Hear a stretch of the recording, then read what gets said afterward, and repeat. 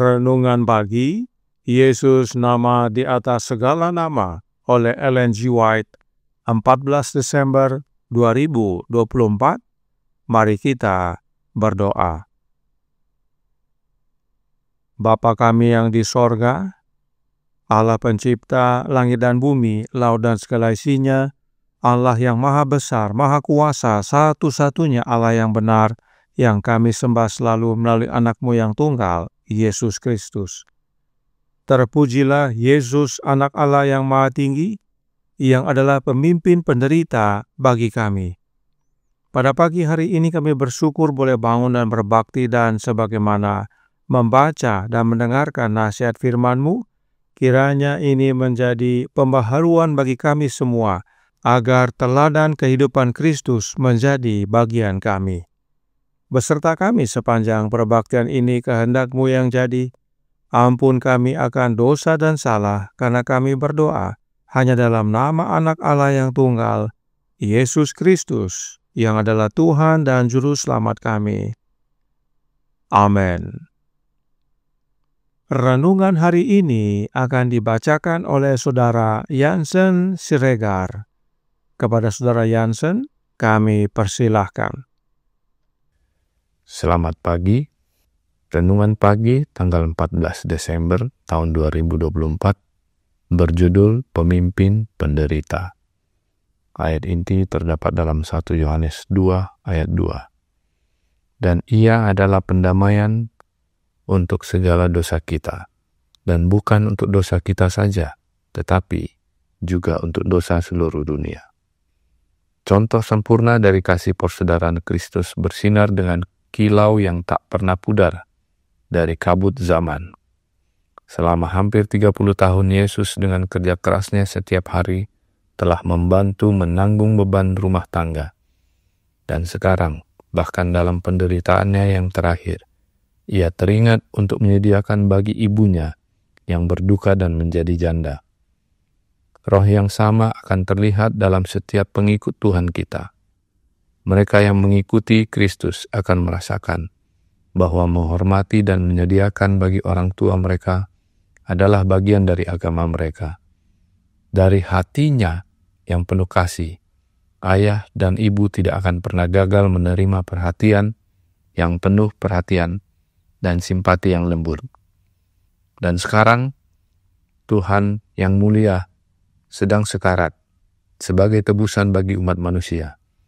Dalam menyerahkan hidupnya yang berharga, Kristus tidak diteguhkan oleh sukacita kemenangan. Semuanya suram dan menindas. Bukan ketakutan akan kematian yang membebaninya. Bukan rasa sakit dan kehinaan di kayu salib yang menyebabkan keganasan dosa. Suatu pengetahuan bahwa melalui keakraban dengan kejahatan, manusia telah menjadi buta terhadap kedahsyatannya. Kristus melihat betapa dalamnya cengkraman dosa pada hati manusia. Betapa sedikit yang bersedia melepaskan diri dari kuasanya. Ia tahu bahwa tanpa pertolongan dari Allah, manusia pasti binasa. Dan Ia melihat banyak orang binasa dalam jangkauan pertolongan yang berlimpah. Kepada Kristus sebagai pengganti dan jaminan kita, diletakkanlah kejahatan kita semua. Ia dianggap sebagai pelanggar hukum, agar Ia dapat menebus kita dari hukuman. Kesalahan setiap keturunan Adam menekan hatinya. Murka Allah terhadap dosa. Pernyataan mengerikan dari ketidaksenangannya karena kejahatan memenuhi jiwa anaknya dengan kegentaran. Sepanjang hidupnya, Kristus telah memberitakan kepada dunia yang telah jatuh kabar baik tentang belas kasihan Bapa dan kasih pengampunan. Keselamatan bagi orang berdosa yang paling berdosa adalah temanya. Namun sekarang, dengan beban kesalahan yang mengerikan yang ditanggungnya, Ia tidak dapat melihat wajah Bapa yang mendamaikan. Penarikan wajah ilahi dari Juru Selamat pada saat kesedihan yang luar biasa ini menusuk hatinya dengan kesedihan yang tidak akan pernah dapat dipahami sepenuhnya oleh manusia. Begitu besar penderitaan ini, sehingga rasa sakit fisiknya hampir tidak terasa. Dikutip dari The Desire of Ages atau Kerinduan Segala Zaman halaman 752 dan 753. Terima kasih dan Tuhan Yesus memberkati. Terima kasih atas penata layanan Saudara Yansen. Tuhan Yesus memberkati. Selamat pagi saudaraku dalam Tuhan. Selamat Sabat.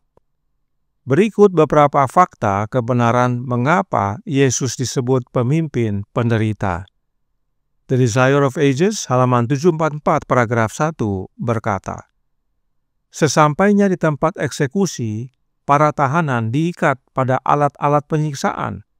Kedua pencuri itu bergulat di tangan orang-orang yang menyalibkan mereka, tetapi Yesus tidak melawan. Dan Alkitab sudah menyatakannya dalam Yesaya 53 ayat 7 yang berbunyi, dia dianiaya, tetapi dia membiarkan diri ditindas dan tidak membuka mulutnya, seperti anak domba yang dibawa ke pembantaian, seperti induk domba yang keluh di depan orang-orang yang menggunting bulunya, ia tidak membuka mulutnya. Kemudian, dalam The Desire of Ages halaman 744 paragraf 2 melanjutkan, Juru Selamat tidak mengeluh sedikit pun. Wajahnya tetap tenang dan tentram, tetapi keringat bercucuran di dahinya. Lalu, masih dalam halaman dan paragraf yang sama, dikatakan, sementara para prajurit melakukan tugas mereka yang menakutkan, Yesus berdoa bagi musuh-musuhnya, "Ya Bapa, ampunilah mereka, sebab mereka tidak tahu apa yang mereka perbuat." Pikirannya beralih dari penderitaannya sendiri kepada dosa para penganiayanya dan hukuman mengerikan yang akan mereka terima. Di tengah-tengah penderitaannya, Yesus berdoa dan memohon pengampunan bagi para penyiksanya. Sungguh suatu teladan mulia bagi kita yang suka mengeluh. Gantinya banyak berdoa, kita banyak mulut. Dan Yesus alami derita demi kebenaran. Manuskrip 137, tahun 1867, paragraf 6 berkata, sang hakim, sang pemimpin penderita, demi kebenaran ada di singgasana. Serta renungan hari ini menyatakan dalam Jesus Name Above All Names, halaman 366, paragraf 3. Kristus adalah pemimpin penderita, tetapi penderitaannya berasal dari rasa keganasan dosa, suatu pengetahuan bahwa melalui keakraban dengan kejahatan, manusia telah menjadi buta terhadap kedahsyatannya. Kristus melihat betapa dalamnya cengkeraman dosa pada hati manusia, betapa sedikit yang bersedia melepaskan diri dari kuasanya. Ia tahu bahwa tanpa pertolongan dari Allah, manusia pasti binasa, dan ia melihat banyak orang binasa dalam jangkauan pertolongan yang melimpah. Inilah kebenaran firman Tuhan dan roh nubuat yang menjadi dasar bahwa Yesuslah pemimpin penderita. Coba bayangkan saudaraku dalam Tuhan. Kita semua manusia ini yang suka mengeluh dan banyak mulut, dipimpin oleh pemimpin yang juga suka mengeluh dan banyak mulut. Apa jadinya? Kehancuran, karena semua mengeluh termasuk pemimpinnya. Tetapi kita yang suka mengeluh dan banyak mulut ini perlu pemimpin yang tidak mengeluh, tenang, tentram, tidak melawan, mengampuni, dan rela menderita demi kebenaran, agar teladan pemimpin kita menjadi bagian kita, dan kita pun dapat lalui penderitaan itu sebagaimana Yesus lalui. Bahkan renungan hari ini berkata dalam Jesus Name Above All Names, halaman 366, paragraf 4. Kepada Kristus sebagai pengganti dan jaminan kita, diletakkanlah kejahatan kita semua. Ia dianggap sebagai pelanggar hukum, agar ia dapat menebus kita dari hukuman. Kesalahan setiap keturunan Adam menekan hatinya. Murka Allah terhadap dosa, pernyataan mengerikan dari ketidaksenangannya karena kejahatan, memenuhi jiwa anaknya dengan kegentaran. Yesus menderita bukan karena kejahatannya, tetapi karena kejahatan kita. Itulah sebabnya ayat inti renungan hari ini berkata, "Dan Ia adalah pendamaian untuk segala dosa kita, dan bukan untuk dosa kita saja, tetapi juga untuk dosa seluruh dunia." 1 Yohanes 2 ayat 2. Dan karena begitu besar penderitaan yang Yesus tanggung, sampai-sampai rasa sakit fisik hampir tidak terasa. Dan penderitaan Yesus inilah yang melayakkan Dia menjadi imam besar kita, pengantara kita. Sehingga meski Yesus telah kembali kepada Bapa di sorga, tetapi Dia tetap pimpin kita dalam penderitaan oleh kehadiran Roh-Nya. Kiranya kebenaran ini menjadi sukacita dan pembaharuan bagi kita semua. Tuhan memberkati, saya bawa dalam nama Yesus. Amin. Mari kita berdoa. Bapa kami yang di sorga, Allah pencipta langit dan bumi, laut dan segala isinya, Allah yang maha besar, maha kuasa, sumber segalanya, yang kami sembah selalu melalui anak-Mu yang tunggal, Yesus Kristus. Terima kasih atas nasihat indah pada pagi hari ini, bahwa Yesus adalah pemimpin penderita, pemimpin kami manusia-manusia yang menderita oleh karena dosa ini. Dan itu bukan karena kesalahannya, tetapi kesalahan kami ditimpakan kepadanya. Dan Dia menanggungnya dengan tidak mengeluh, tidak buka mulut, tidak melawan, tetapi dengan tenang, tenteram, dan juga mengampuni orang-orang yang menganiayanya.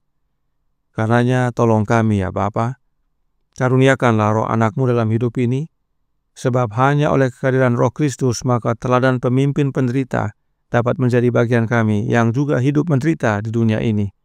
Agar bila mana tiba masa kesesakan Yakub nanti, kami sudah melalui suatu proses persiapan yang memampukan kami untuk melewatinya. Beserta kami sepanjang hari ini kehendak-Mu yang jadi. Ampun kami akan dosa dan salah, karena kami berdoa hanya dalam nama Anak Allah yang tunggal, Yesus Kristus, yang adalah Tuhan dan Juru Selamat kami. Amin.